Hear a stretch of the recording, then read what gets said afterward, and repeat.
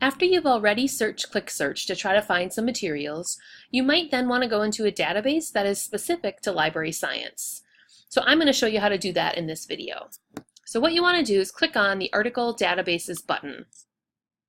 Now on this page you can find databases by subject, by name, or here's where you can also find a certain publication. So you could type in something like American Libraries to see where we have access to that publication. But if you just want to find library science databases, under Databases by Subject, you can just select Library and Information Science.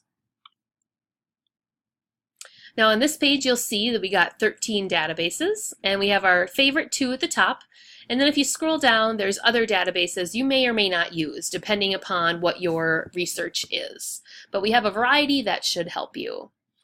And on the right-hand side of this page is where you can find my contact information.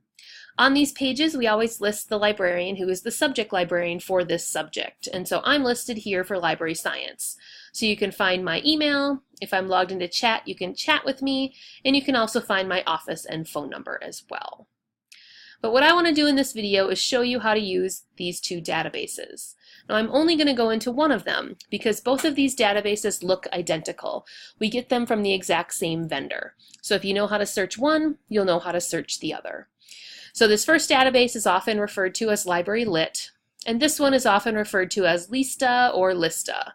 I'm used to saying Lista, so I'm going to go into this database. Now when you enter the database, I usually recommend graduate students go to the advanced search page, and I'll show you why. So on this search page you have different search boxes where you can enter your terms, and then below the search boxes you can limit your results before you even start searching. So if I already know I need peer-reviewed articles, I can check that box. And then I can type in the years that I'm looking for. So if I want to limit my search to just the last 5 years, I can type in the years. So then I can scroll up and I want to put my keywords in these search boxes. So if I'm looking for something on assessment of our information literacy library instruction, those are some keywords I might want to put in these boxes.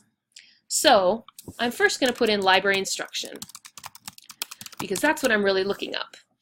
Now I put it in quotation marks so it will search it as a phrase. So putting something in quotation marks makes the database put those 2 words together. So it has to search for the words library and the word instruction right next to each other. Now library instruction is also sometimes referred to as information literacy or information literacy instruction. So I'm also going to put or information literacy. And you can see I put that in quotation marks as well, so it has to search that phrase together. So what this will have the database do is search for library instruction or information literacy. So it's going to do 2 searches in one for me. And then I'm really interested in assessment of library instruction. So I can put the word assessment here. What you want to do with these search boxes is put different ideas on different lines. So library instruction is on one line, assessment is on the next. And then I can just click the search button. Now in my list of results, I can scroll down and I can click on the title of any of these to learn more about them, but I want to talk to you about the full text. So number 2 here, I know we have the full text because I can see a link for it right there. But number 1, we do not have the full text. All I see is this thing called the Find It button. So what the Find It button means is that this article is not full text in this database, but if you click the Find It button, it will search every other database that we have to see if we have the full text. But it's not a guarantee. So about half the time you click the Find It button, it will lead you to the full text, and the other half, it'll lead you to a page that says we do not have this item. So what I'm going to do for this first one is click on Find It to see if we have this or not. So it brings you back into Click Search. And then what you're going to look for is you want to look under, it'll either say physical copies or online access, and it'll tell you if we have access. So this one says we did not match any physical resource. So we do not have full text of this item. But what you want to do then is you want to sign in and request this through Interlibrary Loan. So Interlibrary Loan means we'll contact a library that has it, and they'll send it here as a PDF for you to use. It all just happens electronically. So what I'm going to do is click on Sign In, and then you'll select St. Kate Student. and you'll log in with your Gateway password. And I had already logged into Gateway, so it just logged me in as soon as I hit that. And now I'll see under online access it says no full text, but then it gives me a link that says request from another library using Iliad, and Iliad is our interlibrary loan. So I want to click on that, and then it will again want me to log in with Gateway. So I can just click that button, it knows I had already logged in, and it brings me into our interlibrary loan page.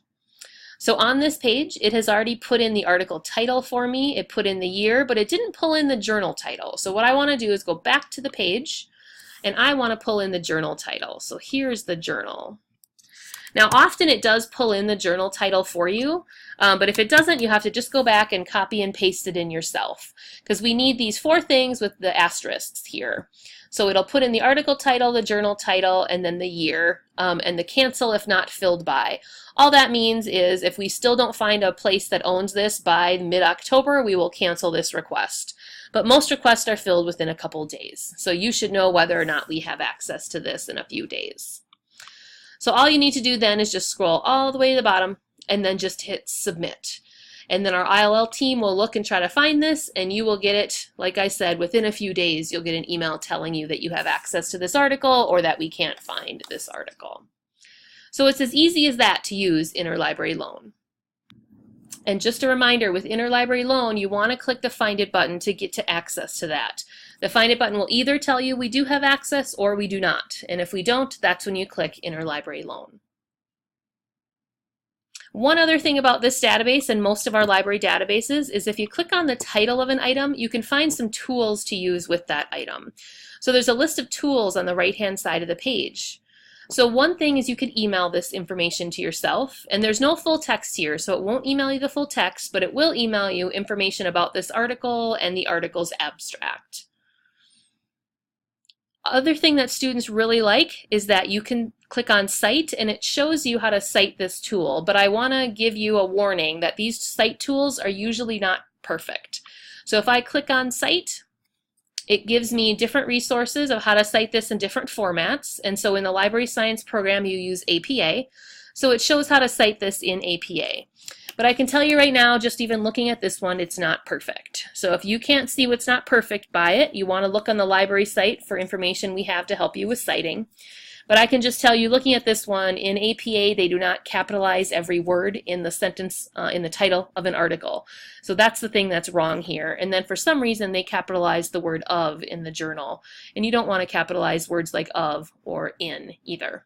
So you can see there's always little things you need to edit with these cite tools, but they can get you started on using your citation. And then the other thing that you might want to click on is this thing that says permalink. So if I click on permalink, it pulls this up and gives me a link to this article. So if you're working with another student in a group and you want to share articles with each other, you might want to click on permalink. Do not copy the URL from the address bar like you would if you're just searching Google, because that'll stop working after a week or so. But this permalink will always remain constant. So this is the link you'd want to give someone a link to this article. So that's just a basic overview of using LISTA, and like I said, Library Lit looks identical, so you can also use these ways of searching Library Lit as well. If you need any additional help searching library science databases, just contact a librarian.